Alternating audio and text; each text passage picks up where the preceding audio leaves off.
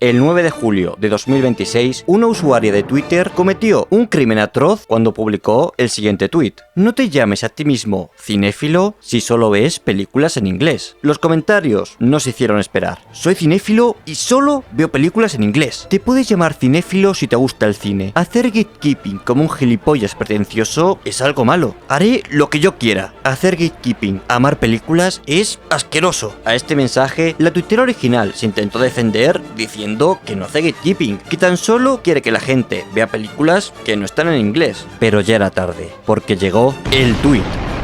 Recreaste el meme. Y se adjunta una imagen de Willem Dafoe mirándote muy seriamente junto al texto "Frikis del cine cuando te gusta Interestelar" en lugar de una película rusa rodada en 1902 con un presupuesto de $12 y 39 centavos. 11.000 retweets.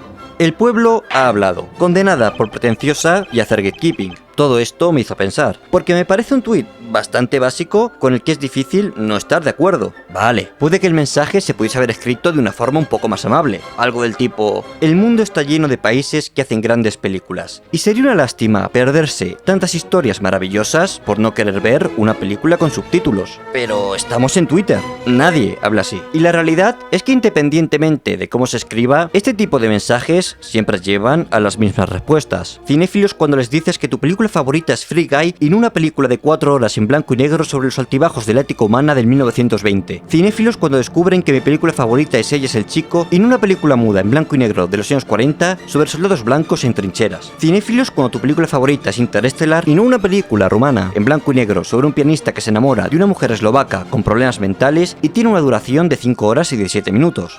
Bueno, se entiende. Todo esto puede parecer algo actual, que si la ola del antiintelectualismo, que si TikTok es el infierno. Y aunque hay algo de todo eso, nada de esto es nuevo. El 7 de noviembre de 1993, The New York Times publicó: "Disculpe, debo haberme perdido parte de la película". Un artículo en el que su autor dice aborrecer las imágenes fabulosas y los diálogos críticos y secos de Federico Fellini, ya que reclaman tu atención y te obligan a trabajar para poder entender su historia. Afirma también que la mayoría de la gente se siente como él y remata su reflexión diciendo que el arte debería siempre ser placentero, incluso cuando trata sobre dolor. Es un artículo bastante simplón que para más Inri se publicó una semana después de que Fellini muriese. Martin Scorsese leyó el artículo horrorizado y decidió responder. El artículo habla de Fellini como un director cuyo estilo se entromete en su narrativa y como resultado acaba siendo inaccesible para la audiencia, incluyendo en esto a artistas como Bergman, Bertolucci o Alain René. No es el artículo lo que me angustia, sino la actitud hacia cualquier expresión artística que sea diferente o demandante. Siento que es una actitud peligrosa, limitante e intolerante. Me recuerda a un anuncio de cerveza que echaron hace tiempo. El anuncio empezaba con una parodia en blanco y negro de una película extranjera que combinaba a Fellini y a Bergman. Dos hombres jóvenes la ven perplejos en un videoclub. ¿Por qué las películas extranjeras tienen que ser tan extranjeras?, se preguntan. La solución es ignorar la película extranjera y alquilar una cinta de acción llena de explosiones para disgusto de una mujer. Me gustan las películas de acción, también me gustan las películas que cuentan una historia. Pero ¿es la manera estadounidense la única manera de contar historias? No es una cuestión de teoría cinematográfica, sino de diversidad cultural y abertura de mente. Cuando el mundo se fragmenta en grupos de intolerancia,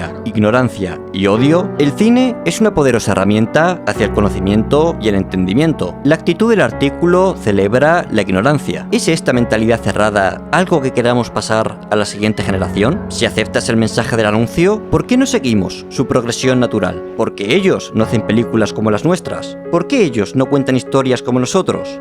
¿Por qué ellos no se visten como nosotros? ¿Por qué ellos no comen como nosotros? ¿Por qué ellos no hablan como nosotros? ¿Por qué ellos no piensan como nosotros? ¿Por qué ellos no rezan como nosotros? ¿Por qué ellos no se parecen a nosotros? Y en última instancia, ¿quién decidirá quiénes forman parte de ese nosotros? Scorsese va un paso más allá y acusa ese pensamiento cerrado de ser, básicamente, un precursor del fascismo, afirmando que cuando uno cataloga el cine extranjero como un cine extraño e inaccesible, lo que está haciendo es crearse una burbuja cultural en la que solo lo suyo es bueno y necesario. Y es importante no pensar que esto es algo que pertenece a una juventud a la que le han lavado el cerebro con los Nintendos y los TikToks. Y sí, las redes sociales nos conectan de tal manera que es más sencillo que nunca compartir nuestra ignorancia con el mundo y crear comunidades alrededor de la estupidez. Pero ya en 1980, el escritor Isaac Asimov publicó un breve ensayo titulado El culto a la ignorancia, en el que decía lo siguiente: existe culto a la ignorancia en los Estados Unidos y siempre ha existido. La tendencia del antiintelectualismo es una constante que recorre nuestra vida política y cultural, nutriéndose de la idea de que mi ignorancia es tan válida como tu conocimiento. Ahora hay una nueva palabra de moda para referirse a cualquiera que admire la competencia o el conocimiento y que desea expandirlo. A la gente así se la llama elitista. Es la palabra más divertida jamás inventada. Da la casualidad de que leer es una de esas actividades elitistas, y la mayoría del público estadounidense, debido a su desconfianza a los expertos, no sabe leer y no lee. Deberíamos empezar a preguntarnos si la ignorancia es realmente maravillosa y si de verdad tiene sentido denunciar ese supuesto elitismo. Creo que todo ser humano puede aprender mucho y puede ser sorprendentemente intelectual. Creo que lo que necesitamos urgentemente es que aprender pase a estar socialmente bien visto. Y aunque es evidente que todo esto también se puede aplicar fuera de Estados Unidos, se hace especial énfasis en este país por cómo, al dominar la cultura, no ven la necesidad de ir más allá. Con su cine, su música y su historia, sienten que no tienen motivos para explorar lo que hay fuera de sus fronteras, mientras que en el resto del mundo estamos prácticamente obligados a introducirnos en la cultura estadounidense, ya sea mediante el arte o las noticias. Y sí, vale, existen películas con puntos de partida enrevesados y ridículos. Pienso en la película húngara grabada desde el punto de vista de una gallina que se ve envuelta en un caso de tráfico de personas, la película polaca grabada desde el punto de vista de un burro que trata de sobrevivir a un mundo que no está pensado para él, la película estadounidense grabada desde el punto de vista de un perro, porque sí, en Estados Unidos también se hacen películas con puntos de partida enrevesados, en la que debe proteger a su dueño de entidades sobrenaturales.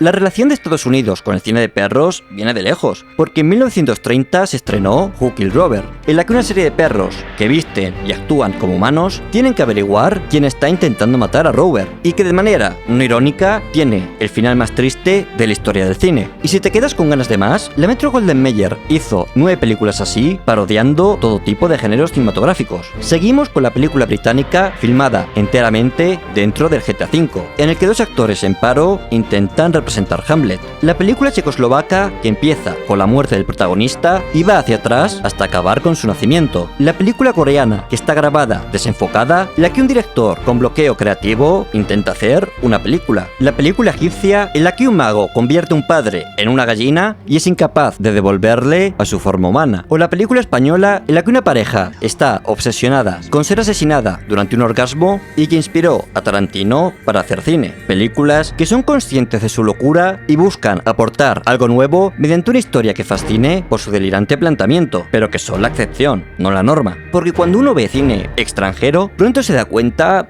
de que no es tan diferente. Sí, los personajes hablan en otros idiomas, pueden vestir distinto o tener otras costumbres, pero si nos adentramos en sus mundos, vemos que los personajes aman, dudan o tienen miedo de la misma forma, porque la experiencia humana más elemental es idéntica independientemente del país. Lo que se atribuye al cine extranjero en su conjunto responde más a determinadas maneras de hacer cine de directores particulares, pero también Estados Unidos tiene directores como David Lynch, Terrence Malick o Wes Anderson con estilos muy marcados que pueden no conectar con todo el mundo. Si uno quiere adentrarse al cine, tiene que abrirse al mundo. Y eso no significa que Interstellar deje de ser la película favorita de nadie, sino, como dice Bong Joon-ho, sobrepasar la barrera de los subtítulos para introducirse en películas increíbles. De hecho, que Interstellar sea la película favorita de alguien tras haber visto el cine de Kurosawa, Almodóvar o de Barda, le da mucho más mérito que si sus rivales son el remake de Moana y la Minecraft película. Porque cuando se habla de películas extrañas o menos conocidas, no se hace con la intención de sentirse superior o de hacerse el chulo. Para eso es más sencillo irse al chat del Chocas y discutir con niños de 12 años fácilmente impresionables. Lo que se busca es transmitir el amor que se siente por películas que han acabado enterradas, ya sea por el paso de los años o por la enorme cantidad de películas que se estrenan y se seguirán estrenando. Porque como dice Alejandro G. Calvo, ya sabéis que a medida que está avanzando nuestra historia, la historia de la humanidad, la historia del cine, en el fondo, se está volviendo más pequeñita porque siempre hablamos de las mismas películas. Así que abrir vuestras mentes.